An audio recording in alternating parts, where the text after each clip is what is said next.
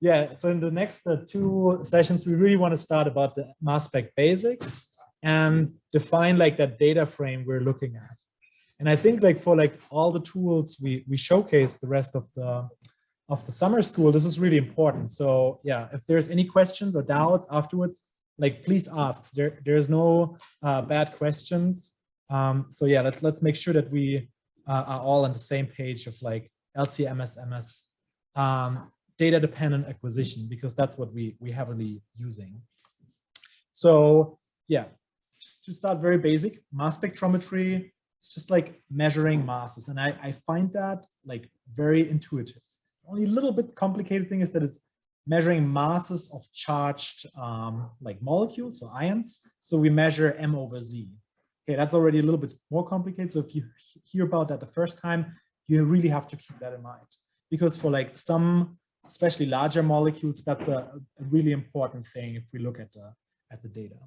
But yeah, besides that, it's just like a balance, very precise, and you can like measure those charged molecules and then determine their mass very precisely, so precisely that we can like calculate based on the mass defect of like the different atoms, such things like molecular formula. That's, I think, very powerful. I think Martin made heavy use of that. Most metabolomics tools with high-res data make use of that, and then we already like shed some light on like the chemical identities of like, I don't know, like this huge chemical space. So yeah, I think this is pretty exciting. And well, then looking at like the machines, who of you has not seen a mass spec in real life?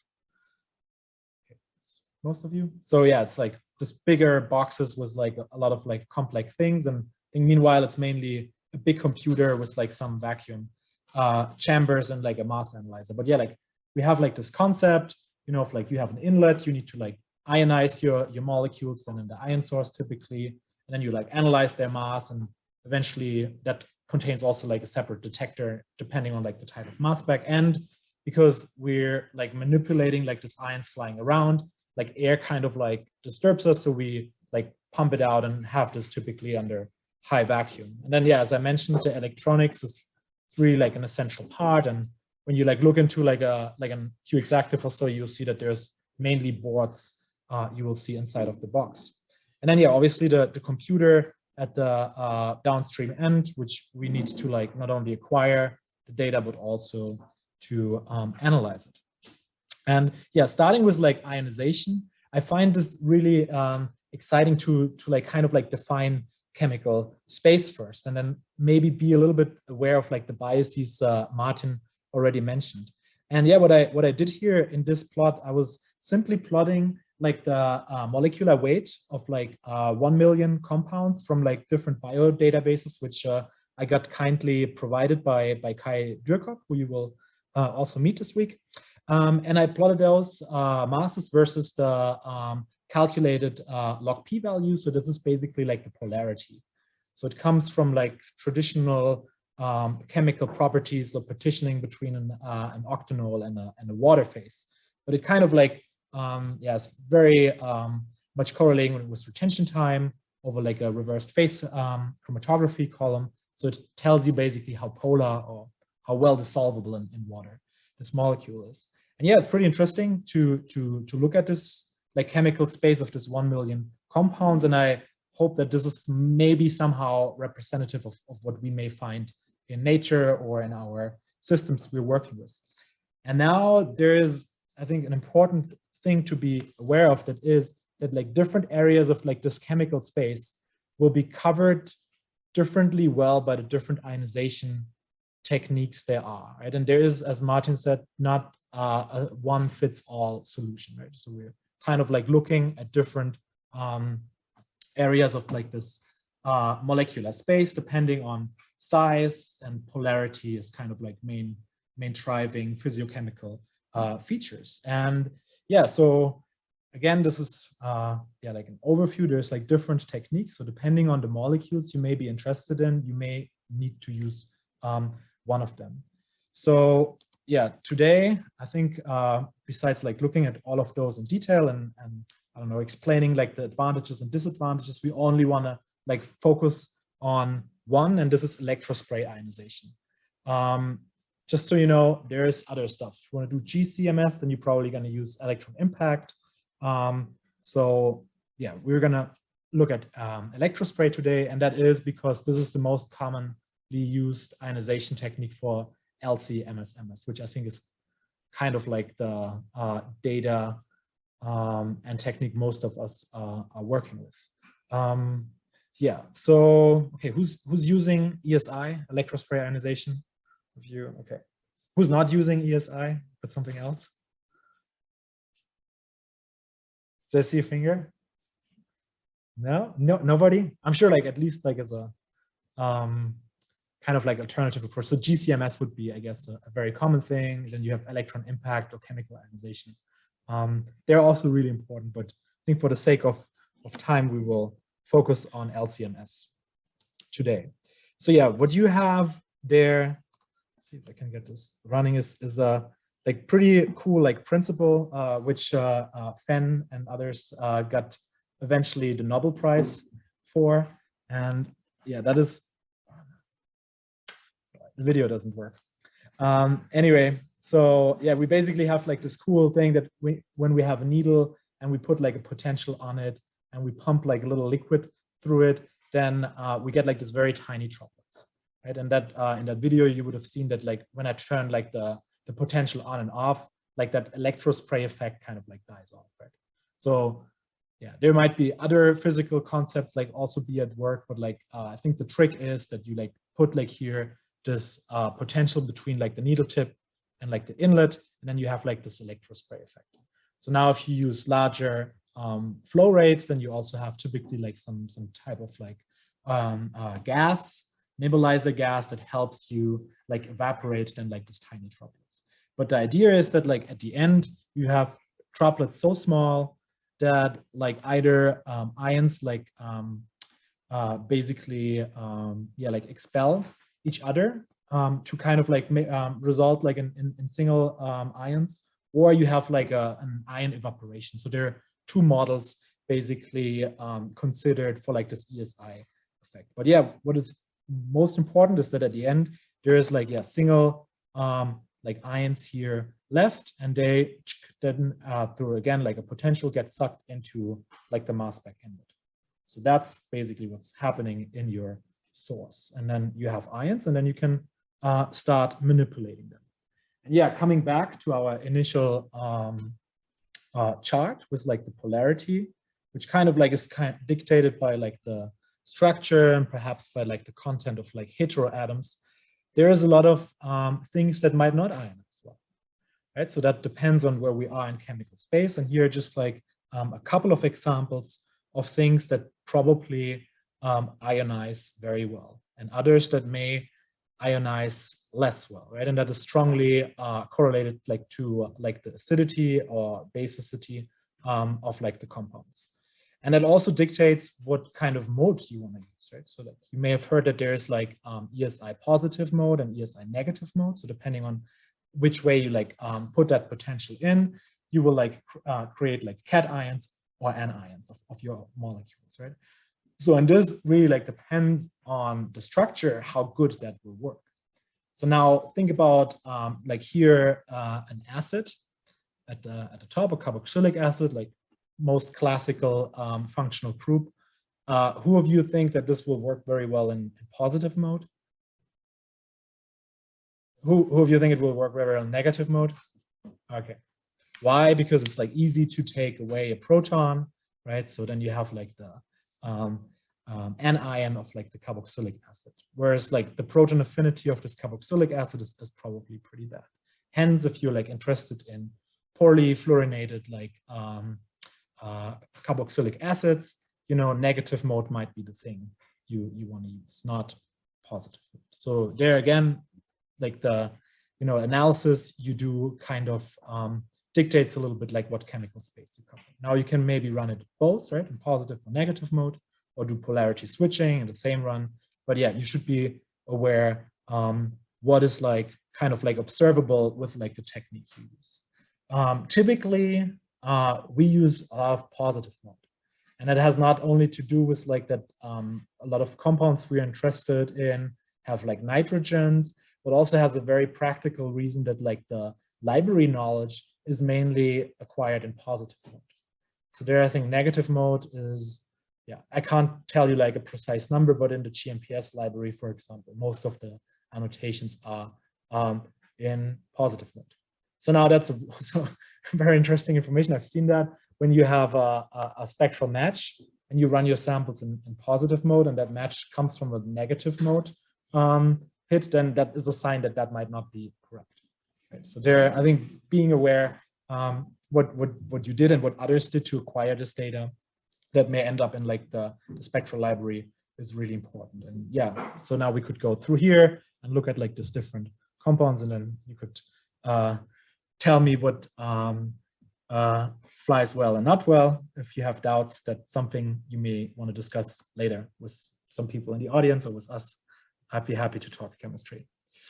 But yeah, so now looking at like a spectra, and especially looking at spectra of like a big molecules, like here, like this protein, you will see nicely that often you not only have one functional group that you can protonate or deprotonate, but if you have a protein with like many lysine residues, for example, there might be like multiple primary amines, right? And you can like get a lot of proteins on it.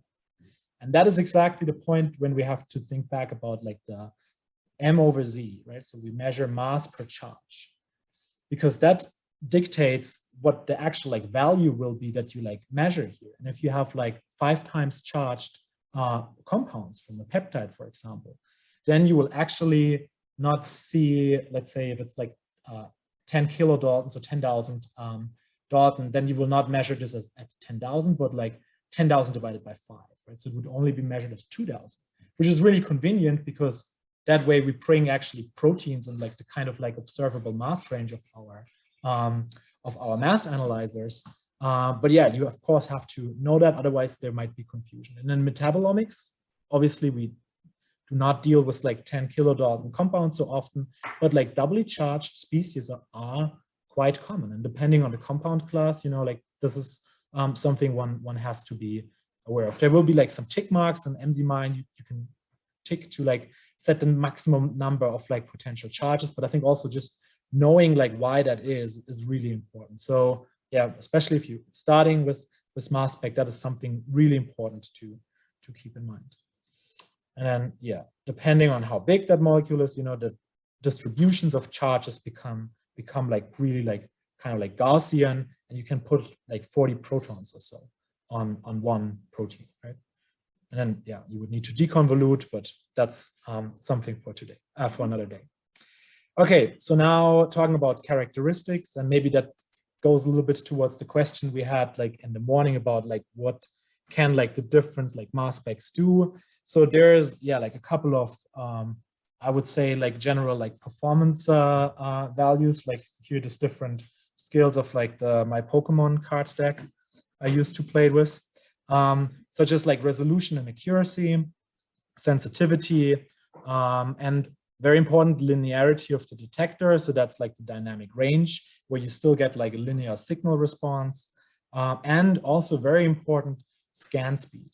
And especially using things like MS-MS-based molecular networking, that scan speed aspect is quite like essential also for then like proper chromatogram building for like feature finding and so on. Because if you have a very slow machine, but the highest resolution, but you just get like, I don't know, one scan every 10 seconds or so, well, good luck finding a lot of molecules there. But I think that exactly like looking at FTICR, so something like that, that have like insane resolutions of 10 million or something, that it's not really like useful for LC-MS based metabolomics. Fortunately, now we're more like in the range of like 10 Hertz plus. I don't know what timsTOF scans at, but it's probably even higher than 100 Hertz. So 100 scans per second. So you get like really a lot of like information. With that, yeah, like obviously file size increases, and now files might be up to like a gigabyte or something like that. So yeah, and then last but not least, perhaps like the more on the PI level here, that's interesting, like they also have very different prices. So I don't know, like getting the Cymax FTICR might be a little bit more costly than getting the, I don't know, like a Shimatsu single quad, right? Obviously, you can do different things with them. It's actually funny when you calculate then the cost to like the number of scans, then these prices might not be that different anymore. Maybe like a more expensive machine will provide you much faster useful data than you would need to like scan with like a cheaper but less performing instrument. So maybe, especially if you like have a 24/7 running core facility, those might be important things to think about. But yeah, like just to give you like an idea what resolution actually is. So this is basically like the half width at which you can like resolve like a mass peak.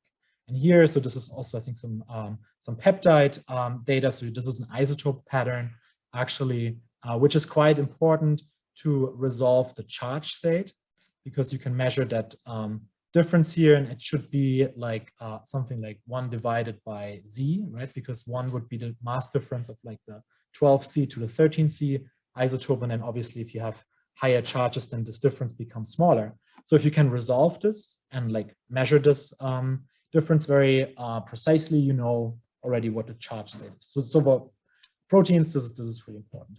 Anyway, main take-home message here is that at different resolutions, we either get like here a nice baseline separation or not, right? Like, okay, 18,000, that would be within like the performance range of like a QTOF typically. Maybe with like the higher performing QTOFs, now you can go up to like, I don't know, 80,000 or something. But then with like Orbitraps, you can like even go higher, right? And that makes quite a difference to get like such isotope resolution or also like mass accuracy. Right, so here you see with like changing resolution, we also get like a different like error, basically given in ppm. So this is parts per million. Question? You're working with the Orbitrap, you said, right? What is the typical resolution you use for Orbitrap in the how or run your analysis? Yeah, so this really depends with what type of Orbitrap. So now we have a QEHF, which has like the high field Orbitrap, so that scans faster. So now I use higher resolutions than I would do during my postdoc where we had the classic. And then also like depends on gradient length and complexity of samples. But yeah. But typically now it's like for MS1, 70K, 70,000. And then MS2, I run at the lowest resolution because I want to get a lot of MS2s within the duty cycle that should be below a second typically as a rule of thumb. Now, if I expand like the gradient to like, I don't know, 60-minute gradient, which we use for top-down mass spec, then I typically use like 240,000 full resolution. But that also, I need that in order to get like isotope resolution for like the bigger proteins. But it's a very different question. Now, looking at dissolved organic matter, which is kind of my favorite sample matrix because it's ultra complex, we also really need high resolution because there are so many co-eluding features and isobars. Right, so like we try to like pull them apart as much as we can on MS1 level. But then yeah, 240 kind of like for like 10-minute gradients or so is pushing it. If you want to do DDA, then it's almost like the transient time is too long, so you get not enough data points. I will make an example drawing later to like get a little bit in the details there. But yeah, so that is resolution, and then yeah, just like as an example, we have like 2 compounds here that have very similar masses, and then at different resolutions, you know, we can then like separate them from each other. And this is not chromatography, this is mass, right? So here, yeah, like 100,000 did nicely the trick. Then we have like good baseline separation of those. So obviously, if this would be an environmental sample, and now you have many of this almost the same mass compounds, then you're like pumping up the resolution helps a lot. Okay, so then yeah, to also give you a nice illustrative example, so that would be a typical peak shape of like a quadrupole analyzer with like 1300 resolution. So this is what we call unit resolution because you kind of know, okay, this is 301, or in this case 583, and then the isotope peak is 539, right? But then if you compare this like to an FTICR, spectra here is it's very different, right? And it's both profile mode, so see supposed to be like some sort of like Gaussian shape. Anyway, so yeah, this is a big characteristic. Okay, and then yeah, for like different molecules and different separation problems, you need different resolutions. Okay, but now talking a little bit about the basics behind this mass separations, right? So there's like a bunch of different detectors or like different mass analyzers. So I named already 3 now: Orbitrap, FTICR, and TOF, time of flight. But maybe let's step a little bit back and look at like the very first analyzers, which were like such sector field mass specs. And I think in some labs they're still around for like very particular applications, such as like isotope ratio mass spectrometry. But yeah, like the reason why I find them very nice is because I think the principle is very intuitive, right? So you basically have like this either electrostatic field here or like a magnetic field, and depending on the mass of an ion that you will shoot in there, you know, it will either be too small, so it get bent too much, like here, like to like the negative electrode, right, and discharges there, or it's too heavy, so then it has too much momentum and like kind of like crashes through and collides at the positive one, or it just has the right mass and it just like makes its way through, right? And then the same would apply for like the magnetic field part. And that way you can, and that's how I think the first mass spec experiments were actually done, you can like kind of scan through like a mass range depending on like that field strength. And I think kind of like most mass specs use like similar concepts, right? So you need to have like some like physical property that you make yourself to use to like either like scan through like a mass range or to like separate them somehow. And yeah, like one very common mass analyzer or like mass filter is like the quadrupole in that sense, right? So like I think most of your instruments have them, because in order to do MS-MS, you will need to like first isolate some of like those ions in order to do like the MS-MS step. And yeah, typically this is a quadrupole. And yeah, as the name said, you have like 4 rods, so quadrupoles. And the thing here is not that you like ramp like the field strengths, but you actually like switch like the polarity between the two, right? And like now, similar as in the sector field, like you have to think about it, okay, there's like some of those rods are like positively charged and some negatively charged. And obviously if you have now a positively charged ion flying into like that rod, then it will be attracted by like the, you know, like negative rod in that situation. So now it will fly towards like that rod. And then if you don't do anything, it was just like fly there and get discharged, right? So nothing won. But like if we now switch like that polarity, you know, then maybe just before it reaches there, then it gets like switched and then it gets expelled again. So it will like now go like towards the next one. But then if you switch this again, you know, then it will be attracted there, and then hopefully it will never actually get discharged at some of those rods, but rather like fly through and reach like the end of like this quadrupole analyzer. So now I only drew it here like in 2D, but you have to kind of like think about this like doing like a type of like spiraling thing through like the rods, right?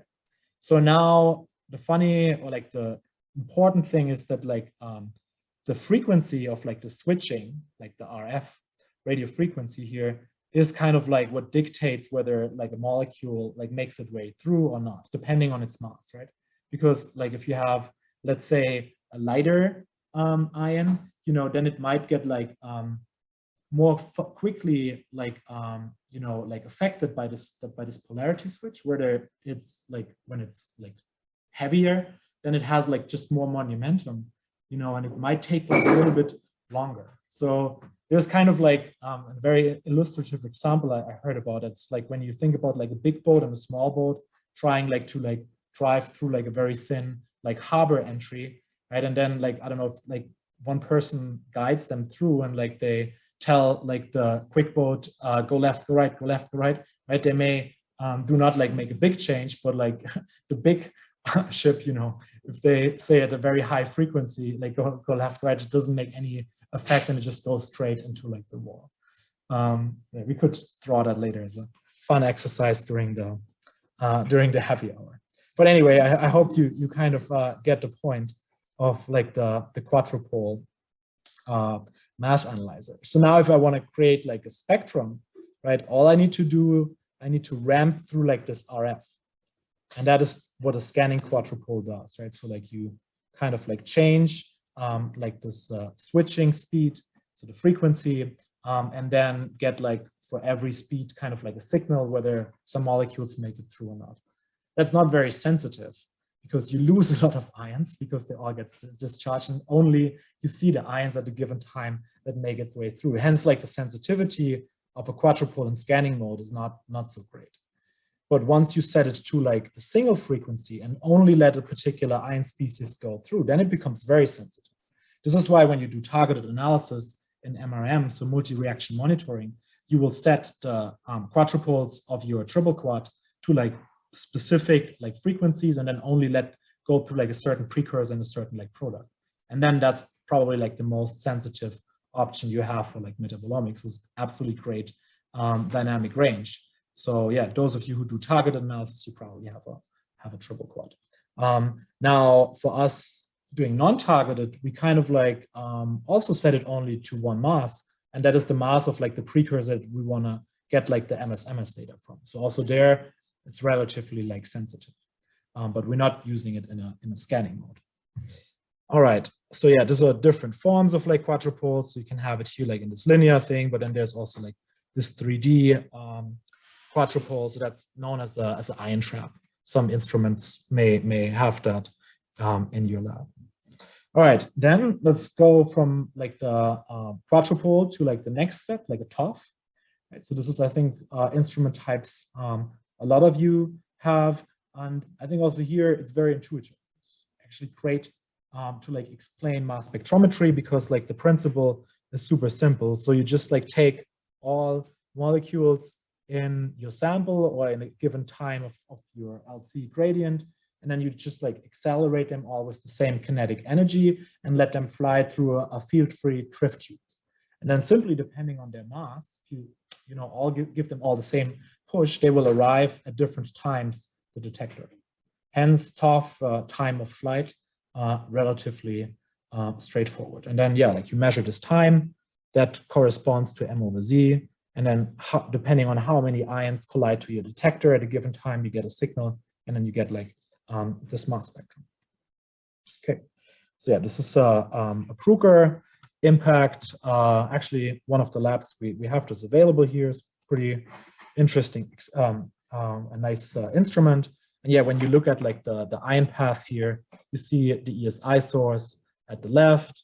Then yeah, there's some optics or ion funnel, and then there's a quadrupole, what I showed you for like separating certain precursors. Then there's a collision cell where you can let them fragment, and then yeah, here like this big tube. That's why the TOF is like that, like kind of long tube type of thing, is like the field-free Trift tube. And then it also, so this would be a reflectron because it has like this ion mirror at the top, and you basically double the TOF pathway and also refocus some of the ions, which will increase resolution.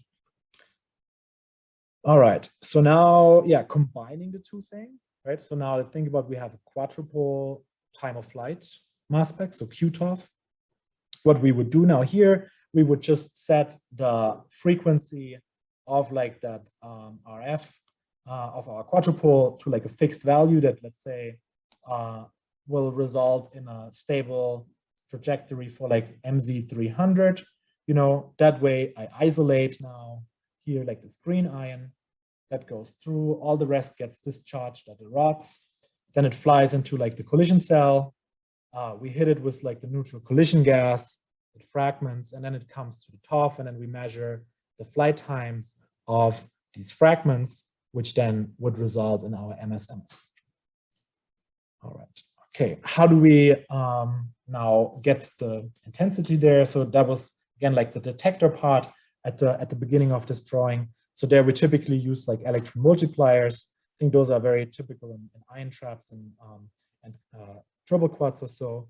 And then for like the TOFs, I think there's often like plate detectors that are used. And the idea is in both that basically it hits to like a certain surface, and then like let's free a couple of like electrons, and they hit either the other side of like that electron multiplier, or here the next stage of like this plate detector, and then yeah, multiply the electrons till we can actually measure enough current as a signal. All right. So now talking about FTMS. So that stands for Fourier transform. So here I think both like the quadrupole and the TOF kind of like separating ions and then detecting them by letting them collide against the detector, right? But now in FTMS, it's a little bit different because we don't let them collide, but we're actually measuring induced current by letting them circle around like the ion trap. And then yeah, you have kind of like plate detectors on the side, and then when they fly by, they induce like a current, like you would expect from your bicycle generator to make. I don't know if some of you still had one of those. I had one. Turns and then yeah, it makes current. So yeah, okay, I'm afraid. Okay, here we have a pretty cool 21 Tesla. I don't know if that's in Florida or PNNL, but yeah, that's one of like the biggest mass specs I think around. It's pretty expensive. It has the super high field strengths, pretty expensive both to buy and to maintain due to the helium cost. Anyway, what happens in there, luckily now the video works, is again that we have like this electrospray ionization, right? So like here you see like the droplets become small, and then actually I think here it's the like ion evaporation model. So like single ions evaporate out of this droplet. Anyway, at the end you have single ions. Then they come into like here like the optics. Then they're stored in a trap, and then they're like transferred into the ICR cell. And now the interesting thing is now you like basically let them accelerate by like applying again like an RF between like this quadrupoles here, and now they've kind of like find their like certain like stable trajectory in there. And now when you stop like accelerating them, they will fall back to their kind of like natural trajectory given from like the magnetic field. And while you like basically now wait and let them fall back, you measure basically the here frequency by which they like pass these detectors. And then you get like this complicated signal. And then with Fourier transformation, you can like kind of transform this to like actually a mass spectrum. And that is, I think, very like different to the concept of, you know, separating things and then letting them collide, right? So now also here you can like do this repeatedly, or you can do this for like longer time. And depending on this transient time, you can modulate the resolution of the machine. And well, the Orbitrap is different, but like it works kind of like in a similar fashion, just that you do not have a magnetic field, but an electrostatic field. And also you have a central electrode to let it like circle around. So yeah, I guess some of you have this machine in the lab. So it's the tribrid, kind of like the high-end version of the Orbitrap. And yeah, like instead of now this ICR cell, you have like here like the central like Orbitrap electrode. And now like, yeah, here what happens is when you inject the ions, they're basically orbiting like around like the central electrode. And now depending on the movement on the z-axis, which you can measure with like the plate detectors again, you will have like different mass dependent, like speeds of movement there. With again with like FT, so Fourier transformation, you can then convert into a mass spectrum. So yeah, this is how like here this tribrid is built up. So again, we have like the ESI here on the bottom left, then some like electron optics, then a quadrupole, right, to like isolate precursors. And then you have like this Z trap here, which is needed to like accumulate ions and then push them into like one bunch into like the Orbitrap to start like the mass scan. And then yeah, like here the Orbitrap. And then this thing has like a couple of extra toys. So you also have a linear ion trap at the end. So this is particularly important when you want to do like MSN. I don't think we're going to go too much into detail, but like kind of like the principle I showed you earlier, that you like isolate ions, fragment them, and then read out. You can also do with n steps. So that would be MSN, right? So you can do like separation, fragmentation, but then you separate again one specific ion of those and then fragment it and then do it again. And, you know, that way you can build fragmentation trees, which I think has quite some interesting aspects for de novo structure elucidation or like understanding of fragmentation behavior.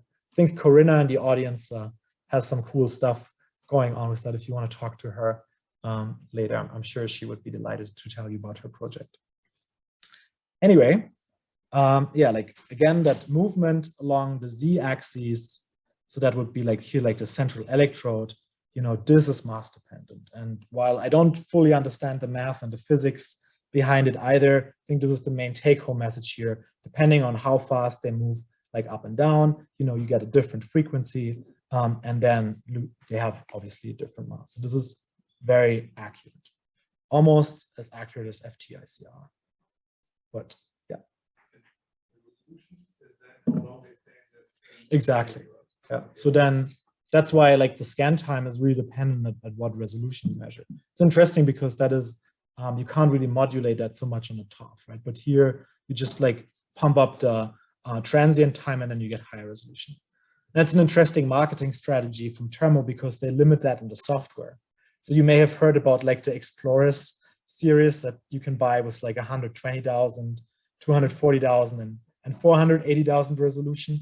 So, I mean, there might be like some hardware differences too, but the reason why you cannot like measure at 480,000 with like the simple version is that it simply does not allow you to like increase that transient. Also, there is, I think, a 1 million resolution option for like the tribrid. So that basically just activates the longer transient times. And then you can measure at 1 million, but you may have to pay a couple of, I don't know, 10 or like 100,000 euros. I don't know what it is. But yeah, it's funny. I think it's also like they test the orbit traps like internally, and then you know some pass like the highest mark, and some pass like the second highest, and so on. But like instead of like just. Do you think that's true? Yeah, like instead of like throwing them out or like fixing them, this is like very fine. You know, it's just like minimal change in shape and everything of the magnet stuff. Then you don't get the highest resolution as far as I'm concerned.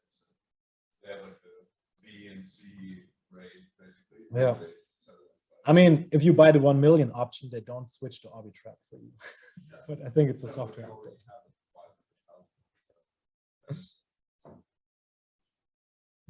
Anyway, so yeah, I think this is the important concept for like the mass dependent thing here. And then yeah, again, you like get like this interferogram, and then you do Fourier transform and you get the mass spectrum. So now going like one step back to like this Z-trap, that is required to inject the ions into the Orbitrap. There's an important thing about this. And I think, again, when you like set up your methods, and we will want to actually set up a method later here live, this is an important thing to know. And this is the automated gain control. So depending on how long you keep the C-trap open, you can accumulate a lot of ions that you inject for one mass spec experiment into like the Orbitrap. Right? And there is one particular buzzword, and that is called the space charge effect that you want to avoid. Let's see if I can remove that here. Yeah. So space charge effect is bad because that is like the effect when too many ions are kind of like inside of the trap, and then they are all in positive mode, positively charged, right? So and then they would start expelling each other. And I think this is very well visualized in the Three Stooges syndrome. And I really hope that this video works because, yeah, I think that explains it very well. I don't know if some of you remember this series, but yeah, this is basically like the different ions we have, you know, this is caffeine, and then another thing is cocaine and whatever. And if you like try to like bring them all in at the same time, you know, they're kind of like expelling each other. And well, it's not like it's as traumatic as here, but what you will actually notice is if you like overload your ion trap here or the Orbitrap with with too many ions, your resolution will go down. So that's why if you measure like at really high mass accuracy, you typically lower the AGC, in order to get less space charge effect and more clean peaks. Whereas if you want to really have a high dynamic range, so you're kind of like interested in many things there, then you typically bump up your AGC. And you can do this wrong, right? You can like put like some crazy values in there, and then you wonder why your sensitivity is so bad. Yeah, because you kind of like close the gate too early of like the C trap. So yeah, in a sense, you have to think about it as like a bouncer, letting ions in or not, right? And then there's kind of like two values that is important for us to set. That's first of all, the total number of ions. So this would be the AGC target. And then there's also, and I don't know if there's some analogy to like some local clubs here, but there's also like a time, when they say, all right, now I waited long enough, let's close the door and let's send these ions on their right? Because otherwise your scan time like goes like down quickly. And yeah, these two values we typically set in the method. So there's, well, like your default value might be a good start, but you might want to tailor this both to your chromatography as well as the type of like experiment you want to do. All right, okay, there's single ion charge detection. I think I'm gonna skip that. That's a really cool new thing that you can actually detect single molecules in an Orbitrap. It's particularly useful for like native mass spectrometry, which is a thing we're kind of interested in. If you're interested in that, let me know. We can chat about it later, but I think for now it's a little bit too much. So, yeah. Okay, so now we know the basics about mass spectrometry. Are there any questions so far?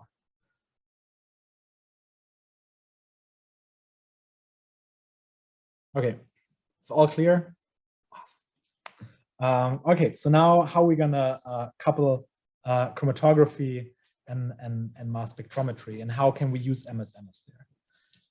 So again, we have ESI, right? So we're already in the liquid phase. So for liquid chromatography, this is great. And then, yeah, we want to couple it to the thing. And again, like a reminder from The Simpsons, there's actually a mention of like chromatography when they try to like identify the secret component of the flaming mole. So yeah, here this is a gas chromatographer.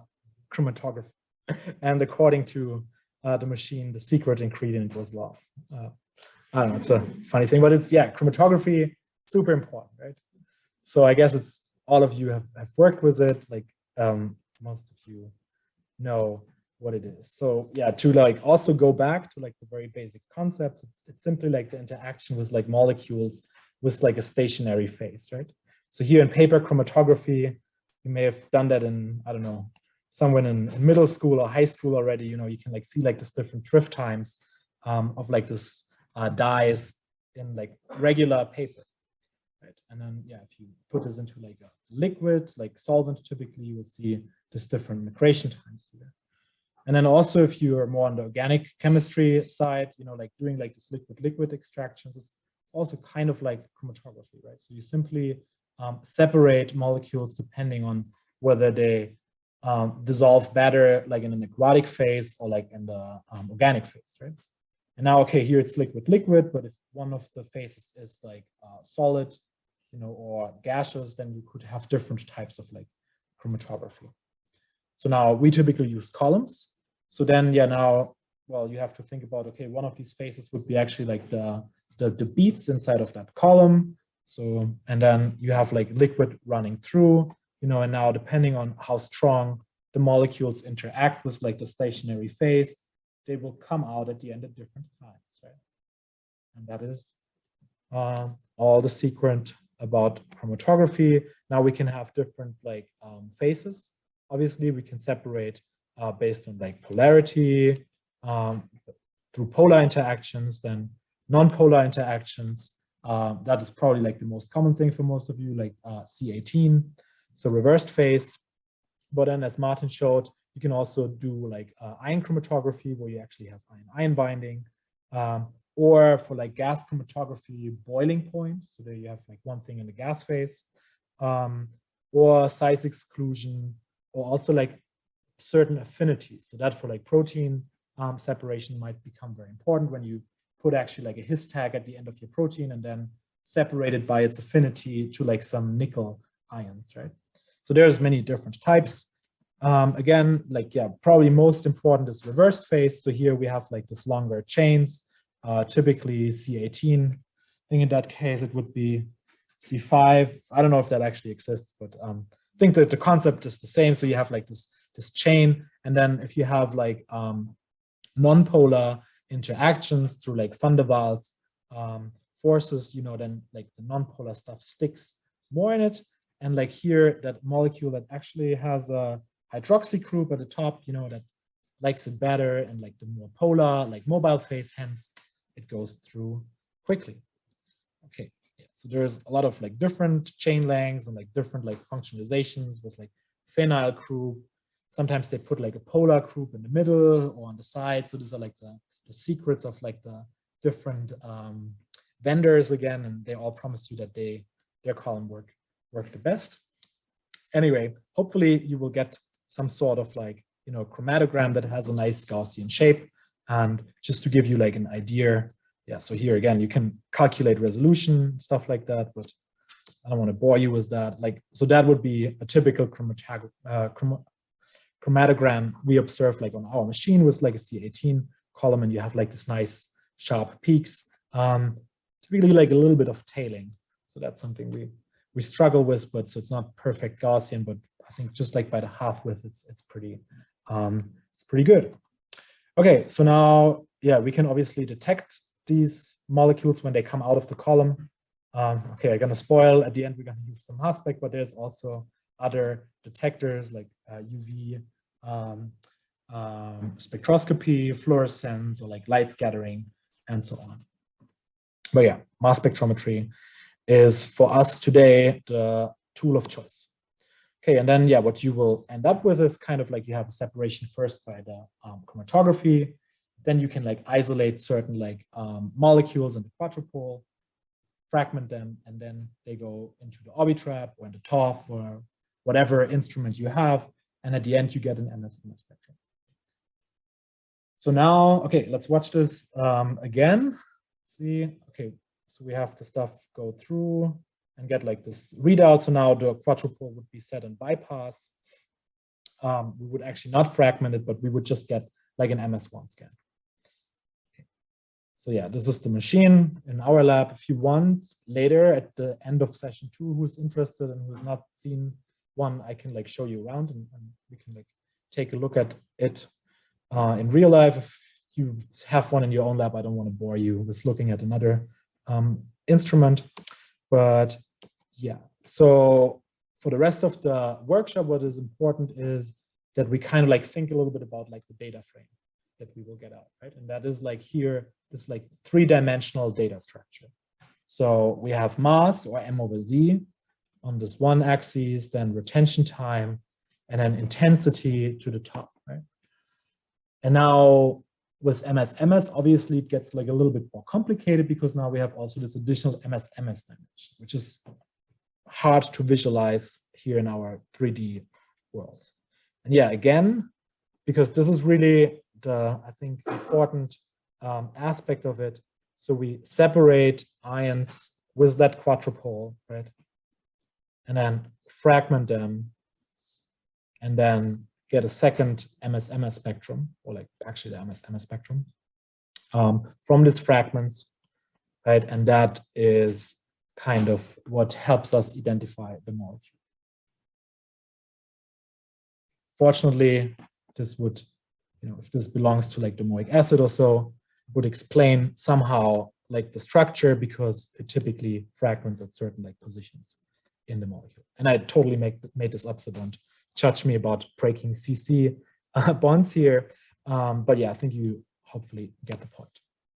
So now what I just showed you would be a product ion scan, right? So we would scan for like the product ions of like this MS-MS fragmentation. But just to be a little bit more complete, there's obviously many different ways in which you can run an MS-MS experiment. And particularly if you have a triple quad, you can scan either with one quad or the other. And that would allow you to not only scan for like certain fragments, for example, or like for like the full fragment spectrum, but it would also allow you to actually scan for all precursors that result in a certain fragment, right? So that would be then like a precursor ion scan. So here, okay, this was, yeah, we would scan with like MS1 and would fix the MS2 here to like a certain value. So we would only like basically get a signal if any molecule here at a given time would result like here, like in this green spectrum, for example. So MS1 scans, MS2 is fixed. Okay, and that's how it would look like. See, like the red one did not result in the desired fragment, but actually the blue one and the green one did. So now I know both blue and green one have a certain fragment. And now if I have already an idea about a substructure, let's say I'm interested in residues with like this fluorinated thing in my environmental data, then I could like now figure out, okay, what's the actual mass of these fragments, and then set the machine up and now detect all putative precursors that contain this functional group. So that's really interesting because the QTOF and the QORBITRAP, they cannot do that. Why am I telling you about it? Because there are some new tools actually like on the bioinformatics side downstream to let us design an experiment like that in our data analysis. And that's MassQL, which Ming will highlight on Thursday. But just again, like to keep in mind, there's many different MS experiments you can do. Okay, there's multi-reaction monitoring. I mentioned that at the beginning. So this would be the typical experiment for like targeted analysis. So here I would fix now both MS1 and MS2 to like a certain MZ value, and then would only let through, let's say, compound with the mass 304 that I know is cocaine, and then I know it makes like a certain fragment which is, I don't know, 204, and then I only let that through like with the second quadrupole here, and that really like increases like dynamic range and sensitivity of the experiment. So that's again why for targeted analysis this is typically the experiment of choice. So how would that look? So here, if you see, I filter basically everything out that does not fulfill my MS1 requirement, and then I only let through like the fragments. So I kind of have two levels of like selectivity here. So now how are the odds that at unit resolution there's like many molecules that have the same mass? Pretty high. How are the odds that like there's many molecules with the same mass that also produce like the same fragment and have the same retention time? Well, not so high. So yeah, this is, I think, the thing. And yeah, like if you like look at like an experiment here, single ion monitoring. So this would be where I only look at MS1 level for like certain things with the mass 821. In this example, I would get like a couple of peaks. I can't get them separated by chromatography, but then when I go now to this MS step in MRM, then I get like a nice single peak. All right, and now to like make it complete, neutral loss scan. Who of you has used neutral loss? Okay, cool. Some people, awesome. So here, this is probably like the most confusing one because you work with a certain offset of MZ value, right? And that means that you scan with your MS1 and MS2 like at the same time, but you just have them with a certain offset scanning. And that offset is exactly matching to like a certain neutral loss you expect. So let's say here in this example, I think it's water, right? There's like this water molecules. I want to find molecules that basically lose water in their fragmentation. So now I simply scan with MS1 and at the same time scan with MS2 with like 18 M/Z offset, right? And if I do that, then only things that actually produce like this loss of like 18 will like make its way through. That's also, you cannot do that with the QTOF platform. But with MassQL, you can write queries that you can look in your non-targeted MS data, so from actually product ion scan data, for certain fragment patterns that fulfill that requirement. So that's a cool new thing. Anyway, okay, so now we learned a little bit about like the different scan modi. And again, like the most important one for us is like the product line scan. So that's what I showed you twice now. So here we basically set MS1 to like a fixed mass, right? And then only, only let those through, fragment them, and then scan for like all the fragments. So that's how it would look, right? So we only let the green one through and then get like all like the fragment ions from this particular precursor. All right, and then as an example here, rapamycin, a very important natural product.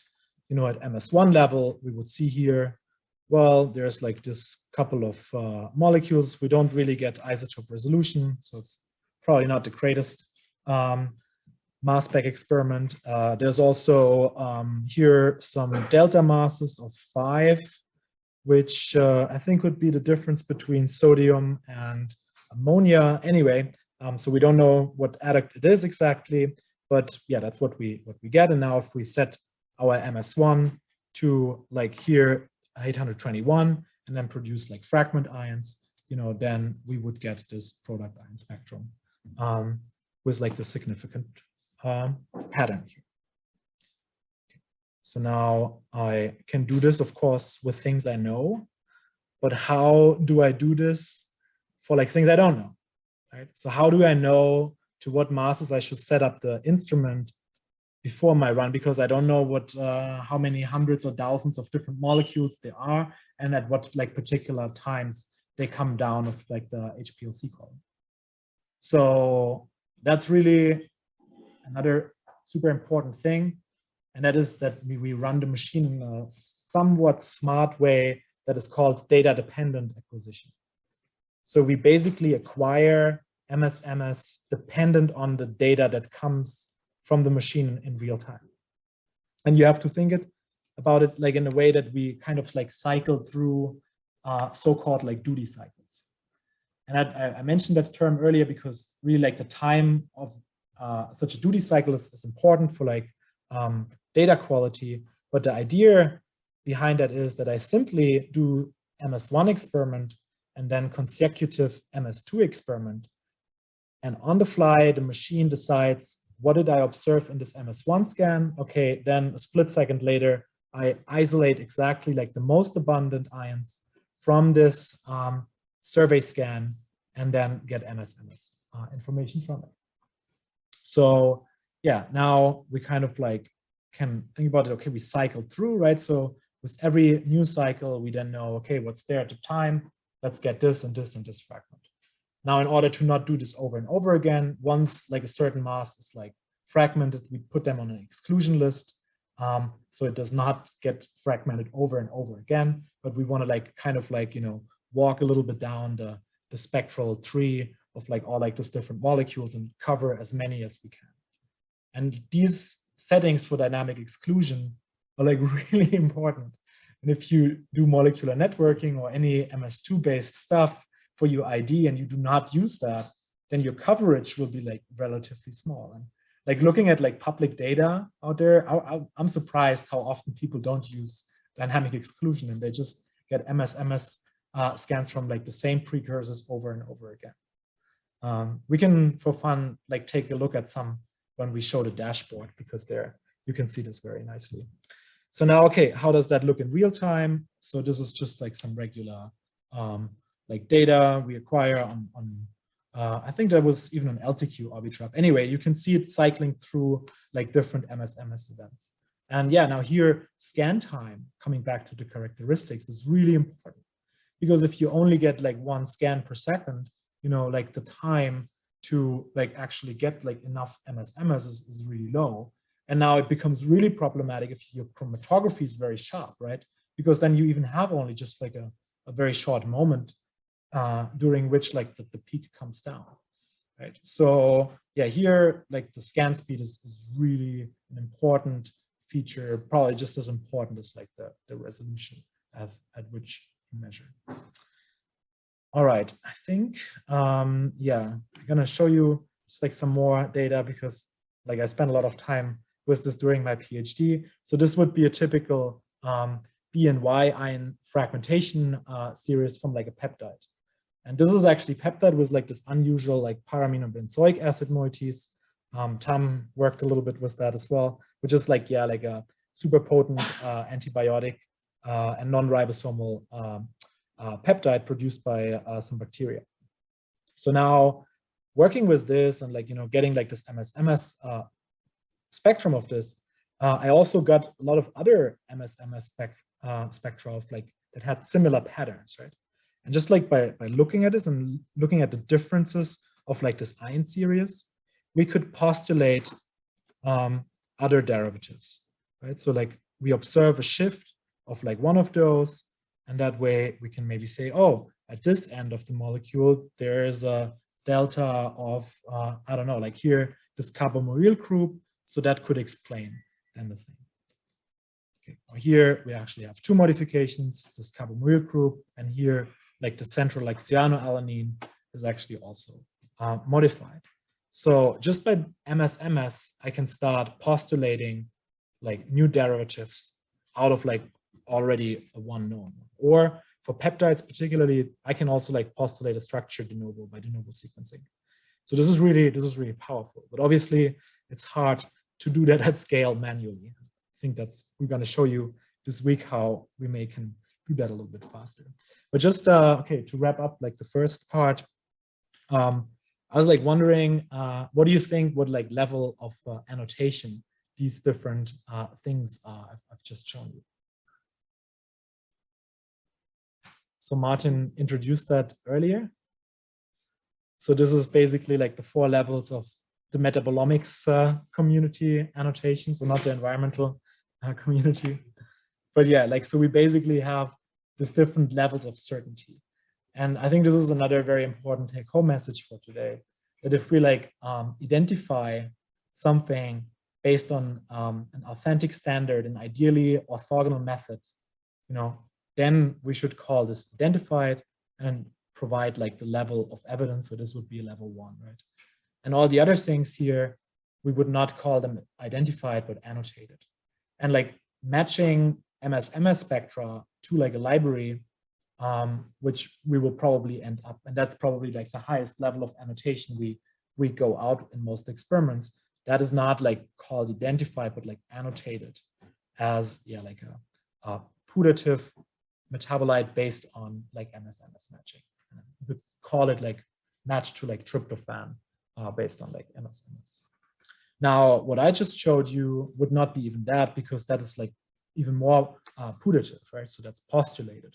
So here I could probably calculate accurately the molecular formula based on like the similar MSMS pattern.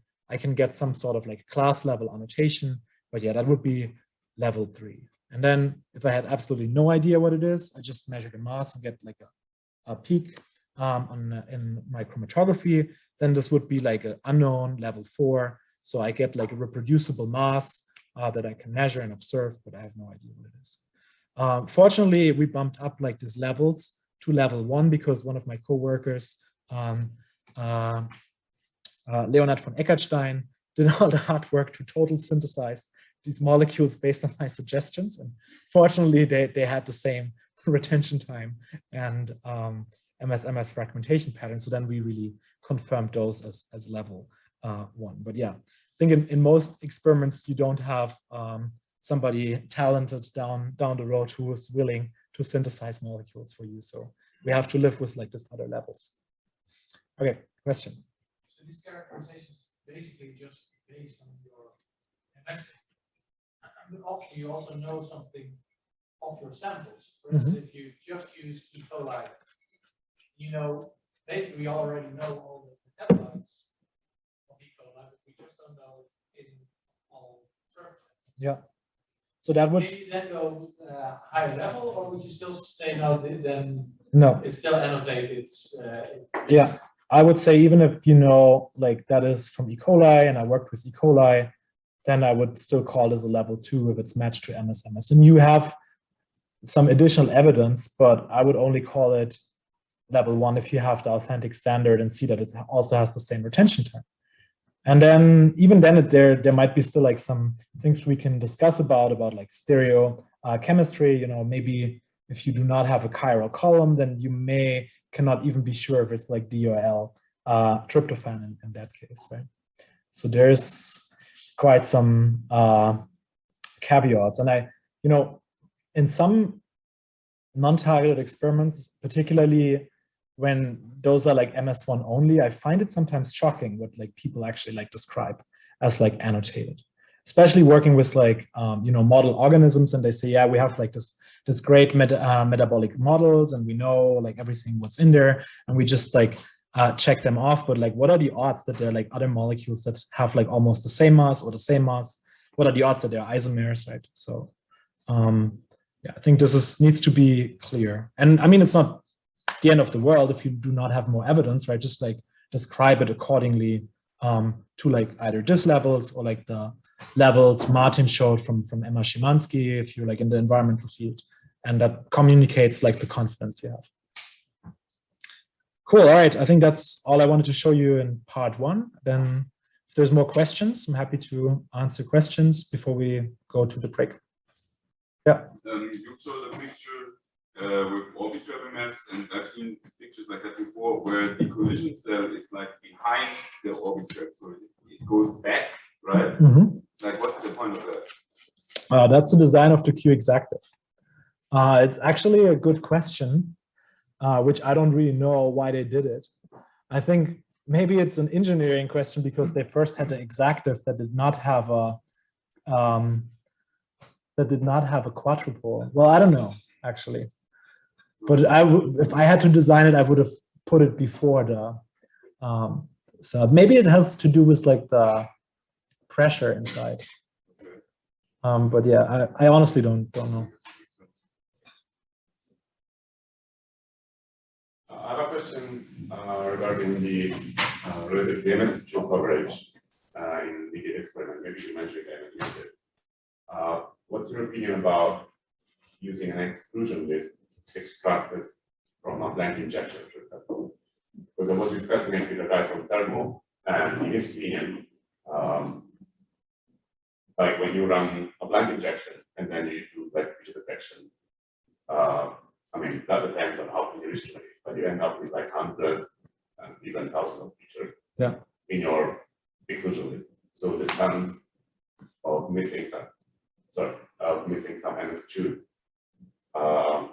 of some relevant analytes are quite high compared to the chance of missing MS2 because you're actually fragmenting like background ions. So you actually said it might be even better not to use an exclusion list from a blank injection. Yeah, I would probably not do it either. So but also like my background is like more like on the natural product mining side, and I'm always worried to miss something because it could be that cool new molecule, right? So I don't want to exclude things there. Obviously, if you have like very clear high abundant contaminants in there, right? Let's say or from like your process plank, there's like this PEG contaminant because you used SUPOR filters that are PEG coded, then maybe it makes sense to put those on the exclusion list because otherwise they will just like take away so much of like your scan time, right? So, but then like doing a plank injection and subtracting everything that is like even at like the LOD, then I would not do that. It's also regarding the exclusion list. Questions. The first one is: do you exclude only the masses that have been selected for MS2, or do you also select for MS1+2? No, I think like so we're pretty much like bound to like the vendor possibilities there in the acquisition software, and yeah, we exclude. Oh no, actually, I think we do. So okay, so it only excludes like a certain feature that was triggered for MS, right? For a given time. But there, in addition to dynamic exclusion, there is other functions, and I assume you mean isotope patterns with blood +1 and 2, right? In case it's single charged, then you can exclude those two. Also, depending on the experiment, you can also say that it should automatically select the monoisotopic peak. And that is particularly important if you work with like peptides or eventually like molecules that contain elements which have a very strong isotopic pattern, like halogens or so, because then what you will often have is that not like the smallest peak is the most abundant one, right? But you have actually something like this. But we kind of like want to have like the monoisotopic peak because it makes like downstream analysis a little bit easier. So there's, yeah, particular for like the Q exactive, you can check this. I'll show you later in the second part. And then you like the isotope isolation, yeah, basically then expands like the exclusion list to like the full isotope. Also select different Z's for the. Yes, yeah. So that's another setting. So typically, for like, yeah, metabolomics experiment, I would exclude features that are like too highly charged, right? Because then I say, okay, that's likely proteins. On the other hand, if I do like proteomics, then I don't want to like single charged or like molecules because they're most likely not tryptic peptides. Because yeah, if you do shotgun, then you typically have like the N terminus and like the basic amino acid at the C terminus. So yeah, typically have two charges. So most of your peptides are double charged or more, right? So then you would exclude single charged species, or also things that you do not know what charge they have. So you can exclude everything that has not assigned charge there. That also helps to like reduce a little bit like noise and not wasting too much scan on trash. Yeah. So in the orbital and top mass, what's the highest and it can be captured, and how would that really determine? Yeah, that's a good question. So in the top, it's technically not limited, right? So you can, I don't know, like measure a couple of 100,000, perhaps. So like with multi-TOF, that's what you observe. It's seldomly that you need that, right? Because you have like this multiple charged species, and when people do like native MS, then they bring in entire viral capsids into like the gas phase, right? But then they have like hundreds or if not thousands of charges on it, right? So and then you bring it to the lower MZ range. But yeah, like TOF, so technically is not really limited. Unfortunately, the orbit traps also, I think it's also a software setting, but they just max out at typically, I think in ours at 6,000 M/Z. There is an ultra high mass range version that has, again, supposedly some like physical differences, but I think it's mainly like a software difference that does allow you to scan to like higher MZ values, which again, like for a native MS, this is quite critical. And it's too bad. It's a little bit of limitation for some of the experiments we want to do here. So that's why I often go over to the other lab and use their QTOF. And also for natural matter, you know, like when they have a high molecular weight, it's normally the intensity is decreased. I just wonder like, if that's just real or it can be some artifact because ionization or the capture efficiency for those high MZ like ions is also decreasing. Sorry, can you say it again? So for the natural matter, like normally we'll see the peak intensity like dramatically reduced when the molecule MZ ratio above 1,000 or 2,000, something like that, right? Like we are normally observe the organic matter in the range below 1,000 something. I'm just so curious, like whether that's real or it's because the technical artifacts, like either the ionization efficiency or the high MZ ions is really lower or the capture efficiency for the ions is also not high. Yeah, that's a good question. I would assume it's both, right? So first, I would expect that there is some sort of like normal distribution of like the molecular weight, which I mean, well, like our little data exercise with like the biodatabases is obviously biased to what has been observed, right? But there we see like this Gaussian type of like distribution, which I would expect also to be there in nature. In terms of abundance, right? Possibilities are of course like way more the bigger you get. But I think about on abundance. And then I think on the technical side, for sure, there will be biases, and that has something to do with ion transmission.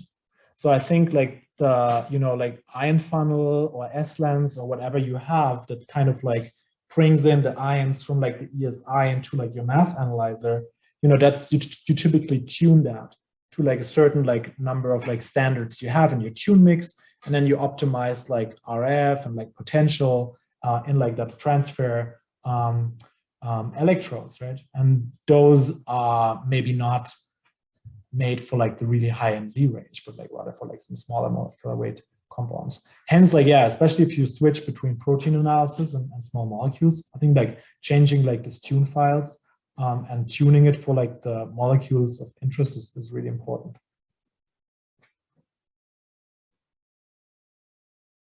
Yeah. One question. How many scans you need to describe a peak? Like if you have like a chromatogram, and how many scans you have actually to actually tell that's a peak? 5. 5 is max? I would say 5. Okay. But this would be a setting of like minimum data points. I see like the MZ Mayan people just, you caught their attention out there. But yeah, like that's what I as default use, right? You most likely miss the peak, right? If you have 5, then you maybe have the peak. Maybe you miss it, so you don't know if you actually hit the peak. Yeah. Oh no, it's gonna be terrible, right? Yeah. So, but like with like DDA methods with top 5 or so, and like 1 second duty cycle time, that is just I think like a typical value that we observe. Now, if you would do a top 10 scan, it might be even worse, right? And like so people use methods like that too. Now, if you do MS1 only, then of course you get more MS scans. So now that setting, and tomorrow you will set this up with Robin and Steffen, you will see that you know depends a little bit on your data. But so for what we have, I typically use 5. And ideally, in the IIN settings, then I also say, okay, I want to have at least 2 peaks on each side of the apex. And that's, I would say, is the minimum for me. But I don't know, maybe you use 13, somebody else uses 3. I think 3 should be the absolute minimum. I have to say, like, I always download some like heavy DDA data sets for people doing GPS stuff, and then sometimes, you know, they shorten the length of the gradient, and we can talk about it tomorrow. It's like, then there's like 2 data points, or maybe 3 data points. And they're like, oh, but I want to do like statistical analysis and this and that and everything. And I'm like, no. You're gonna annotate some stuff. You're gonna create some networks. It's gonna be nice. You're gonna have some like basic statistics and so on, but it's not gonna be like everything, right? Yeah. So that's always a trade. But you got it tomorrow. Yeah. I mean, especially if you do some sort of feature finding. If you do MS2 based only analysis, like classic molecular networking, yeah, then don't worry. But then might be not like super semi-quantitative either. And yeah, that's true. Maybe, okay, I wanted to actually draw this later, but let's do it now. So what is really important, and yeah, thanks for bringing up that question, is to think about like chromatographic like peaks, right? And then like data point distribution there. So if we would have very beautiful chromatography and like this nice Gaussian chromatographic peak here, right? So this would be RT and intensity. Yeah, we would observe this peak, and if there is something like that in our sample, then likely it will be that we should detect this with like the algorithms we have. So now, if, like you said, you have like 13 data points, you know. So let's say you scan it like 10 hearts, you get 10 scans per second, right? And like you have really many data points here. Then, you know, the odds that you describe this very well with your data is really good. But now, if you're greedy and you want to get too many MS, and then you just go down to, I don't know, 1 hertz, right? And then you only, you know, describe it like this, then reality in your data would look different, because if you now connect the dots, right, then it would just look like this. Right? That's still like fine, but now if you even go like to a lower scan speed, you may just have, you know, 1 here and 1 here and 1 here, and then, well, that's not even above like noise. So then it's just going through. So here, like the scan speed needs to match the type of chromatography you expect. Maybe add on to this. I don't know if this is a water problem again. Like they do something funny called MSE. So when we do MS1, and then we do like the whole bunch like fragmented, and then you get the fragment of all peaks which are just at that time point. Yeah. And is this something other companies do as well? And can we work with this data well? Yeah. So like a DIA, data independent acquisition, that's an alternative way of like getting MS data. Yes, MSE is kind of a brand name from Waters. Yeah. I think it's MS everything, right? Yeah. Which I find quite funny. Anyway, like Sykes calls it SWOT, and then like DIA on like Orbitrap platforms. You can also do this with shifted windows as in SWOT, or like also with like QXactive. So particularly in proteomics, this is kind of like even the standard now. So because they get way more coverage with that. I would also say here it really depends on the scan speed, right? You need to get like enough scans in order to do your like deconvolution of like the spectra, and then you would do like some sort of like correlation-based method similar to like ion identity molecular networking. And if you do not have enough data points, then that does not work very well. Cool. All right. Another question regarding this HEC. If you have a sample which is really, the matrix is really complex, and you have a lot of background, but you have much more less metabolites, would you prefer to have a lower HEC to avoid that the contaminants go through the Orbitrap, or would you prefer to make it bigger and to have more metabolites? Yeah, that's a good question. Let me think for a second about it. So typically in denser samples, I would increase HEC to get more dynamic range, right? Because I expect that if there's a lot in there, then the odds are that there's a lot of like big stuff and also smaller stuff, right? So now if I lower the HEC, then I will kind of like bring everything down, and then the small low abundant stuff, that will just fall below LOD. So there, yeah, if you have big concentration differences, I would suggest to have increased HEC. Okay. But honestly, I would do some tests with it and look at the data and then see. For example, these components, so we have things with a lot of cocktails, a lot of things. So we have times in which we have a lot of ions. Yeah. Can you avoid them? Great. Can you avoid them somehow? I want to, but because if you have so many contaminants that they're actually the most abundant peaks, then I would say that's just a problem that it's best to address upstream. Yeah, we do. Yeah. So in comparison with our metabolites.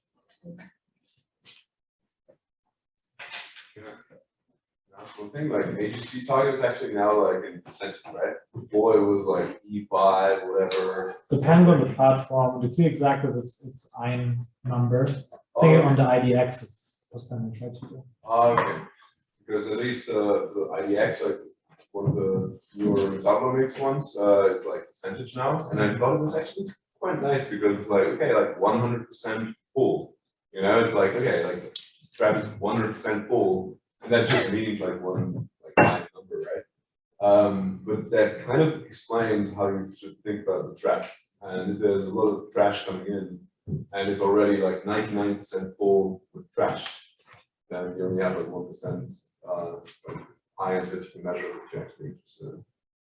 And if you then lower the HEC, it's even less good signals that you can measure.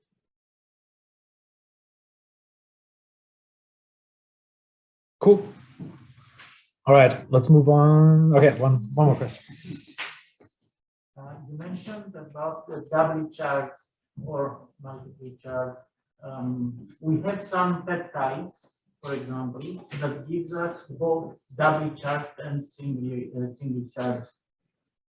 And we want to move this, to shift this balance towards the singular charge. Mm-hmm. And this is why, because then we can identify more easily. Yeah. Are there any hints and tips other than playing with the parameters at random like we do right now? Yeah. You can modulate the pH of your mobile phase. Right? then if you like increase like the if you increase pH, then you will get less protonation. So that probably will be a straightforward thing to do. If you can, what do you use as modifier? Yeah, it will change some things. We like not to change anything in the chromatography, Yeah, but because you can use a makeup flow and then increase the pH. yes, maybe this way. And then other than that, you can like increase like the S-lens RF for if it's an arbitrary platform that shifts space. Oh no, you have to decrease it. So it shifts it more to like better conditions for like the lower MZ range. So you, maybe it was like, I don't know, what platform do you have? Okay. I don't know what that would be for the Bruker, but probably it's at something at the ion funnel, like the entrance potential or something like that. Some Bruker specialist here and can correct me on that. How's it called? This S-lens RF analog for like the Bruker. So it must be the entrance potential at the ion funnel. I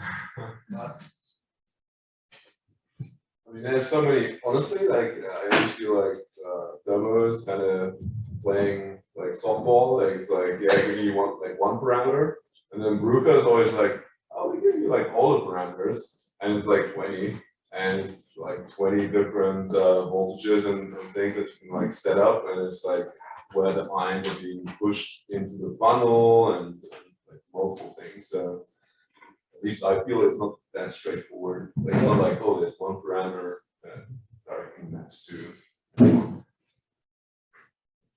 Yeah, sorry, I can't like tell you exactly what to do here, but maybe talk to the sales rep and ask if there's like any, I don't know, some instruments call it also declustering potential or so. So basically the voltage at the first glance when the stuff comes in. And then yeah, pH, I think that would be probably most effective. Maybe we try with the pH. Cool. All right, let's do a quick break before we move on.